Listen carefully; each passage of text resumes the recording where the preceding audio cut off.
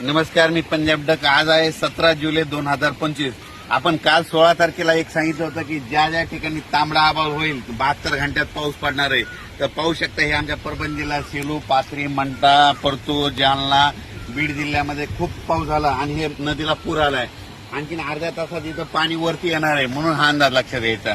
आणि राज्यातल्या सर्व सांगू इच्छितो काय झालं. बीड जिल्हा झालं, लातूर जिल्हा झालं, नांदेड जिल्हा झालं, धाराशिव झालं, त्याच्यानंतर सोलापूर, जत, सांगली या भागातल्या शेतकऱ्यांचे फोन येत होते पाऊस कधी येणार. तर त्यांना मी म्हटलं की तुम्ही काय करा, फक्त 16 पासून ते 21 तारखेच्या दरम्यान आपल्या भागामध्ये लातूर जिल्हा, बीड जिल्हा, परभणी जिल्हा या भागामध्ये पाऊस पडणार आहे, म्हणून हे अंदाज दिला होता.